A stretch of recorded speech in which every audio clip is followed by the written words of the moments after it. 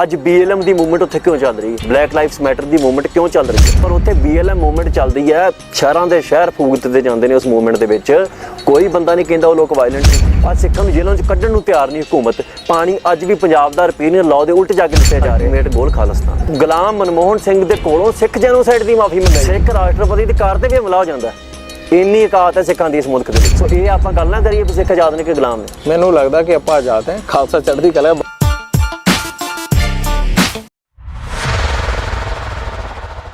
नमस्कार दोस्तों पिछले कुछ दिनों से आपने टीवी पर देखा होगा कि अमृतपाल को कैसे पुलिस पकड़ने लगी हुई थी। इस सर्च ऑपरेशन के बाद पंजाब में अमृतपाल के सपोर्ट में फिर से सिंपैथी बनने लगी है। दोस्तों, खालिस्तान की मांग में एक बात पर सबसे ज़्यादा जोर दिया जाता है, वो है हिंदुओं को सिखों से अलग करके दिखाना। और इसी तरह की बातें ये अमृतपाल करता था। कोई झगड़ा नहीं, उससे क्या झगड़ा है? हम जब है ही नहीं तो हम क्यों माने? इन्हीं सबको ध्यान में रखते हुए हमने इस वीडियो में अमृतपाल की कुछ बातों का जवाब दिया है। उम्मीद है आपको वीडियो पसंद आएगी। ਉੱਥੇ ਡਰੱਗ ਦੀ ਪ੍ਰੋਬਲਮ ਇੱਕ ਹੈਗੀ, ਉੱਥੇ ਇੱਕ ਸਪੈਸੀਫਿਕ ਕਮਿਊਨਿਟੀ ਡਰੱਗ ਦੀ ਪ੍ਰੋਬਲਮ 'ਚ ਨਹੀਂ ਫਸੀ ਹੋਈ। ਉੱਥੇ ਜਨਰਲਾਈਜ਼ ਪ੍ਰੋਬਲਮ ਹੈਗੀ ਹੈ ਡਰੱਗ ਦੀ। ਡਰੱਗ ਐਪੀਡੈਮਿਕ ਅਮਰੀਕਾ 'ਚ ਵੀ ਚੱਲ ਰਿਹਾ ਹੈ, ਹੈਰੋਇਨ ਦਾ ਕ੍ਰਾਈਸਿਸ, ਕੋਕੇਨ ਦਾ ਕ੍ਰਾਈਸਿਸ, ਪਰ ਉੱਥੇ ਇੱਕ ਮੁੱਤਾਂ ਤੋਂ ਚੱਲ ਰਿਹਾ ਹੈ ਮੁੱਤ। ਔਰ ਉਹਦੇ 'ਚ ਵੀ ਦੇਖੋ ਬਲੈਕਸ ਜਿਹੜੇ ਨੇ ਉਹ ਜ਼ਿਆਦਾ ਵਿਕਟਮ ਨੇ ਇਸ ਚੀਜ਼ ਦੇ। ਕਿਉਂ? ਹੁਣ ਇਹ ਤਾਂ ਨਹੀਂ ਹੈਗਾ ਵੀ ਉਹਨਾਂ ਨੂੰ ਜ਼ਿਆਦਾ ਨਸ਼ਾ ਪਸੰਦ ਹੈ ਕਾਲੇ ਲੋਕਾਂ ਨੂੰ ਕਰਨਾ, ਦੂਜੇ ਗੋਰਿਆਂ ਨੂੰ ਘੱਟ ਹੈ। अब इस वीडियो में तो ये खुद का जवाब खुद ही दे रहा है। हमें तो कुछ कहने की ज़रूरत ही नहीं है। पहले कहा ड्रग एक कम्युनिटी प्रॉब्लम नहीं है, जनरल प्रॉब्लम है, पर फिर कहा ब्लैक इससे ज़्यादा अफेक्टेड है। मतलब ब्लैक्स कम्युनिटी नहीं है क्या? कोई सेंस है इस बात की? पंजाब की लैंग्वेज पंजाबी है। यहाँ पे बैंक्स पे हर जगह पे इम्पोज की जाती है लैंग्वेज। यहाँ पे लेबर आती है, मैं उसको डिस्क्रिमिनेट नहीं करता, लेकिन वो अपना कल्चर भी लेके आती है साथ, और हम पे इम्पोजिशन होती है उस कल्चर की।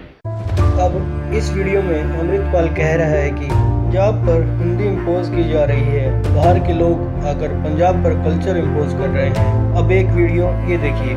ਪੰਜਾਬ ਪੁਲਿਸ ਨੂੰ ਗੁਰੂ ਸਾਹਿਬ ਦੇ ਅਦਬ ਤੋਂ ਲੈ ਕੇ ਹਰ ਚੀਜ਼ ਜਿਹੜੀ ਆ ਨਾ, ਇਹ ਕਹਿੰਦੇ ਅਦਬ ਦੀ ਗੱਲ ਹੈ। ਅਦਬ ਦੀ ਜੇ ਗੱਲ ਹੋਵੇ ਨਾ ਤੇ ਜਿਹੜੇ ਬੇਅਦਬੀ ਦੇ ਦੋਸ਼ੀ ਫੜੇ ਜਾਂਦੇ ਉਹਨੂੰ ਸੋਧ ਦੇਣਾ ਚਾਹੀਦਾ ਪੰਜਾਬ ਪੁਲਿਸ ਨੂੰ। अब यहाँ इससे ब्लास्फेमी के लिए पंजाबी में कोई वर्ड नहीं मिला तो ये उर्दू से वर्ड उठा लाया। अब इस लैंग्वेज इम्पोजिशन का क्या किया जाए? और दूसरी बात, सिखों के सबसे बड़े गुरुद्वारे का क्या नाम है? स्वर्ण मंदिर। इसका दूसरा नाम है हरमंदिर साहब। अब स्वर्ण तो संस्कृत शब्द है और मंदिरों में तो सिर्फ हिंदू जाते हैं। ये जो कल्चर और लैंग्वेज इम्पोजिशन है, इसका क्या किया जाएगा? और ये जो पंजाब में तेज़ी से कन्वर्जन चल रहा है, वो तो सबसे बड़ा इम्पोजिशन है। उसके खिलाफ तो तुम बोल भी नहीं सकते, क्योंकि पीछे से फंडिंग जो रुक जाएगी। कोई बंदा कल आता है, उसका आज पंजाब में वोटर ID कार्ड बन सकता है, और ये किसी और स्टेट में दिखा दे मुझे। अब ये बात तो बिल्कुल सही है कि ऐसे लोगों के ID कार्ड बनना तो बड़ा गलत है, पूरी प्रोसेस फॉलो होनी चाहिए। पर ऐसा देश में कहीं और नहीं होता, तो जरा ये देख लो कैसे बांग्लादेश से आए हुए लोगों को भी यहाँ ID कार्ड मिल जाता है। तुम्हारे यहाँ तो फिर भी कोई दूसरे स्टेट से आया होगा। ये तो एक सिस्टम में फेलियर है जिसका सुधार होना चाहिए।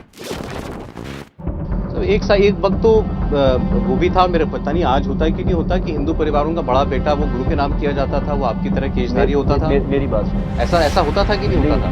मुझे इसके कोई हिस्टोरिकल इवेंट नहीं मिलते। अब यहाँ पे इसने कहा कि सिख हिंदू यूनिटी का कोई सबूत नहीं है, तो गुरु नानक देव जी के पहले बेटे बाबा श्री चंद जी के बारे में क्या विचार है, जिनकी फोटो देखकर कोई भी बता सकता है कि वो भगवान शिव के भक्त हैं, जिन्होंने सिखों में उदासी परंपरा स्टार्ट की थी, जिन्हें ये खालिस्तानी लोग सिख नहीं मानते हैं। अब उदासी परंपरा वालों को तुम सिख नहीं मानते तो बता दूं कि गुरु अमरदास जी ने और गुरु हरगोबिंद सिंह जी ने अपने बेटे भी उदासी परंपरा के लिए दिए थे, जिनमें से गुरु हरगोबिंद सिंह जी के बेटे बाबा गुरदित्ता जी उदासी परंपरा के अगले गुरु बने थे, जो गुरु तेग बहादुर जी के बड़े भाई थे। और बंदा सिंह बहादुर, जिन्होंने मुगल शासन की जड़ें हिला दी थी, वो भी तो एक बैरागी साधु थे, और उनका जन्म का नाम लक्ष्मण देव था, और जिन्होंने संन्यास के बाद माधव दास बैरागी नाम धारण किया था। हिंदूज का एक अपना कोड ऑफ कंडक्ट है। हिंदूज का कोई कोड ऑफ कंडक्ट नहीं है ना, ठीक है, वो गुरुद्वारे में जा सकते हैं। सिखों का तो है।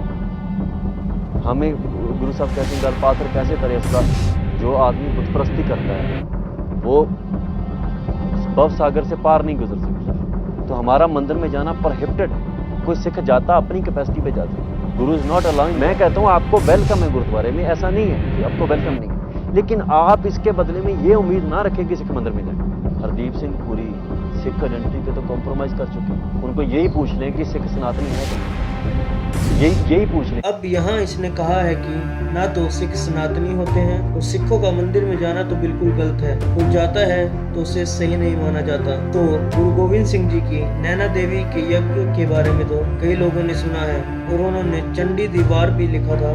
खंडा प्रथम साज कै जन सब संसार पाया, ब्रह्मा विष्णु महेश साज कुदरती दा खेल रचाए बनाया, सिंध पर्वत मेदनी बिन थम्मा गगन रहाया, सिर दे दानो देवते तिन अंदर बाद रचाया, तैही दुर्गा साज कै दैंतां दा नाश कराया, तै तो ही बलराम लै नाल बाणा दै सिरकाया, तै तो ही बल कृष्ण लै कंस केसी प्रगट गिराया, बड़े बड़े मनो देवते किनी कई जुग तिनी तम पाया, किनी तेरा अंत न पाया। इस वीडियो में हम देख सकते हैं कि चंडी दीवार में कैसे गुरु साहब ने आदिशक्ति का वर्णन किया है। चंडी दीवार में गुरु साहब ने आदिशक्ति के युद्ध के बारे में बताया है और ये इमेज है कॉपर प्लेट की जो गुरु गोविंद सिंह जी ने नैना देवी में भेंट की थी। इस पर लिखा है नमो नैने। इसके अलावा गुरु हरगोविंद सिंह जी की तलवार पर भी देवी की इमेज थी और इन इमेजेस में आप देख सकते हैं कि कैसे गुरु तेग बहादुर और गुरु गोविंद सिंह जी प्रयाग होके आए थे और कैसे गुरु साहब की मृत्यु के बाद गुरु जी की पत्नियां और उनके गोद लिए हुए बेटे प्रयाग गए थे। अब छत्रपति शिवाजी महाराज की वो पेंटिंग तो बहुत फेमस है जिसमें देवी उनको तलवार दे रही है, और ऐसी ही एक पेंटिंग गोल्डन टेम्पल में भी लगी हुई थी जिसमें देवी माँ गुरु साहब को खंडा दे रही थी। अब इसके अलावा ये महाराजा रणजीत सिंह का बैटल फ्लैग है जिसपे आप देख सकते हैं देवी की, हनुमान जी की और भैरव जी की इमेज बनी हुई है और गुरु ग्रंथ साहिब में सबसे ज्यादा बार यूज होने वाला वर्ड है राम। तो दो पंथ जिनका आपस में इतना जुड़ाव है उन्हें तुम कैसे एक दूसरे से अलग बता सकते हो।